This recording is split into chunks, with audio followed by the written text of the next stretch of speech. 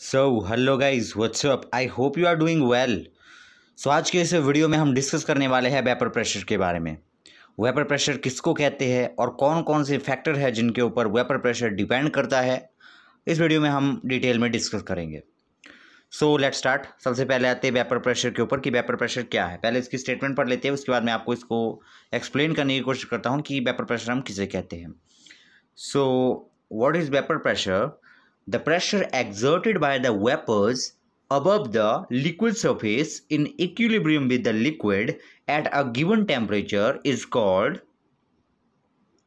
vapor pressure। ये क्या कहती है ये स्टेटमेंट, इसको मैं यहाँ पर समझाने की कोशिश करता हूँ आपको। उससे आपको बेटर अंडरस्टैंडिंग होगी कि वेपर प्रेशर क्या है। ठीक है, फॉर एग्जांपल मान लीजिए मेरे पास एक कंटेनर है। यहाँ पर इस तरह से मेरे पास एक कंटेनर है, इसमें मैंने किसी लिक्विड को डाला हुआ है। इस तरह से यहाँ पर मैंने एक वोलेटाइल लिक्विड यहाँ पर डाला हुआ है इसके अंदर। ठीक है, ये मैंने लिक्विड डाला है इसके अंदर। एक बात आपको याद रखनी है कि वेपर प्रेशर को हमेशा हम क्लोज सिस्टम के अंदर ही फाइंड कर सकते हैं। अगर हमारे पास सिस्टम क्लोज है, ठीक है, तभी हम जो है वेपर प्रेशर का पता लगा सकते हैं। ओपन सिस्टम में कभी भी वेपर प्रेशर का पता नहीं लगा सकते। फॉर एग्जांपल आपके पास इस तरह का कंटेनर है जिसमें आपने लिक्विड लिया हुआ है। अगर आपने इसको खुला छोड़ दिया, मतलब इसको कवर नहीं किया ऊपर से, तो आप वेपर प्रेशर को मेजर नहीं कर सकते। वेपर प्रेशर को मेजर करने के लिए ज़रूरी है कि इसका जो सिस्टम है वो क्लोज होना चाहिए, मतलब यहाँ से ये बंद होना चाहिए इस तरह से।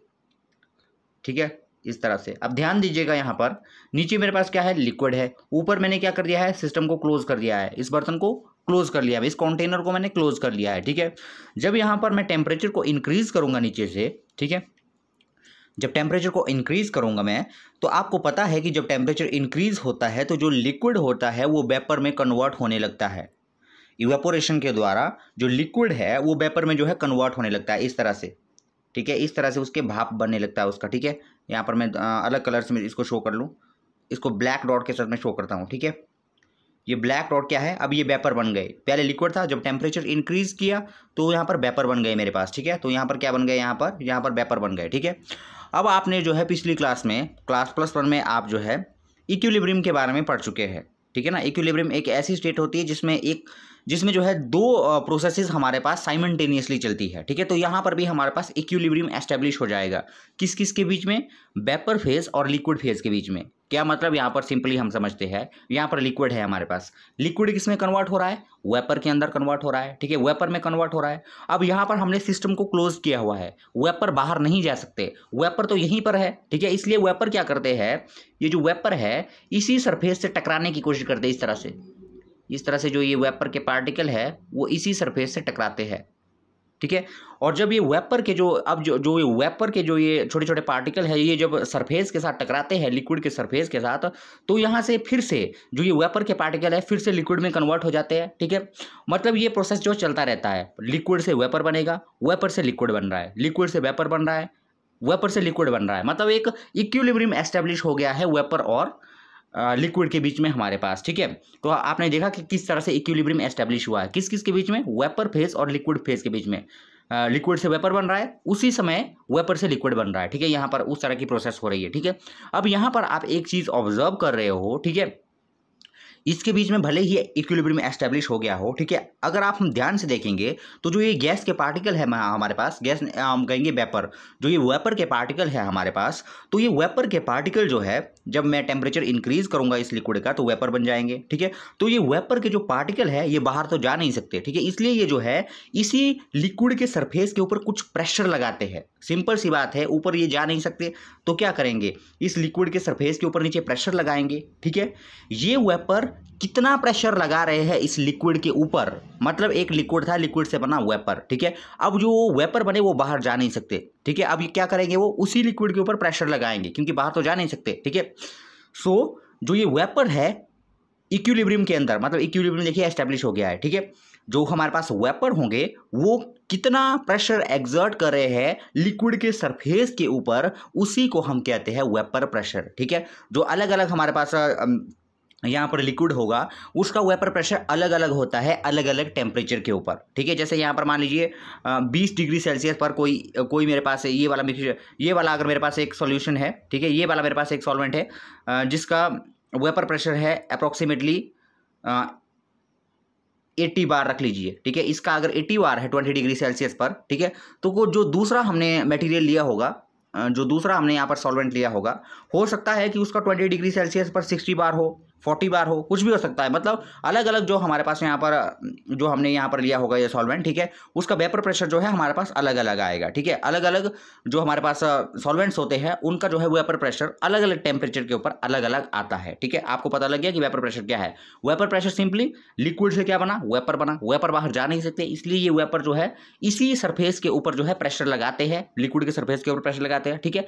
ये वेपर कितना प्रेशर लगा रहे हैं उस लिक्विड के सरफेस के ऊपर, उसी को हम कहते हैं वेपर प्रेशर, ठीक है। उसी को हम कहते हैं उस दिए हुए सब्सटेंस का, दिए हुई सॉल्वेंट का वेपर प्रेशर, ठीक है। तो यहाँ पर हमें पता लग गया कि वेपर प्रेशर क्या है। अब इसकी डेफिनेशन पर आते हैं, अब आप इसको इजीली समझ जाओगे, ठीक है।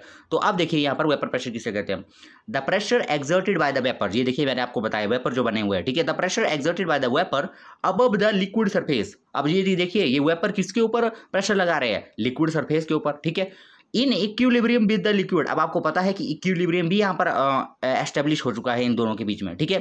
At a given temperature is called vapour pressure. मतलब यहाँ पर द्वारा देखते हैं the pressure exerted by the vapour, मतलब जो वेपर है कितना प्रेशर लगा रहे हैं, ठीक है, अब the liquid surface, liquid surface के ऊपर जो प्रेशर लगा रहे हैं, ठीक है। In equilibrium with the liquid, अब आपको पता है कि इक्विलिब्रियम भी एस्टेब्लिश हो चुका है। एट अ गिवन टेम्परेचर, मतलब टेम्परेचर हमारे पास गिवन है, ठीक है, इज कॉल्ड वेपर प्रेशर। अब वेपर प्रेशर जो है किन किन फैक्टर के ऊपर डिपेंड करता है, ये अभी हम नीचे देखते हैं, ठीक है। तो चलते हैं कि किन किन फैक्टर के ऊपर जो है वेपर प्रेशर डिपेंड करता है। चलते हैं, पहला फैक्टर हमारे पास है factors affecting the vapour pressure. First देखिए, फर्स्ट हेडिंग में आपको लिखना है नंबर 1 में इंटरमॉलिक्यूलर फोर्सेस। इंटरमॉलिक्यूलर फोर्सेस, यहाँ पर देखिए इसकी हेडिंग में लिखना है आपको नंबर 1 करके इंटरमॉलिक्यूलर फोर्सेस, ठीक है। इंटरमॉलिक्यूलर फोर्सेस के बाद आपको ये लिखना है factors affecting the vapour pressure, ये ऊपर वाली हेडिंग है, ठीक है। उसमें अब 2 आएंगे हमारे पास। फर्स्ट आएगा इंटरमॉलिक्यूलर फोर्सेस, सेकंड आएगा हमारे पास टेम्परेचर, ठीक है। तो इंटरमॉलिक्यूलर फोर्सेस में आपको ये वाला लिखना है, या तो इसका स्क्रीनशॉट ले लीजिए आप, या इसको वीडियो को पॉज करके आप लिख सकते हो, ठीक है। तो यहाँ पर देखते हैं कि किन फैक्टर्स के ऊपर डिपेंड करता है, ठीक है।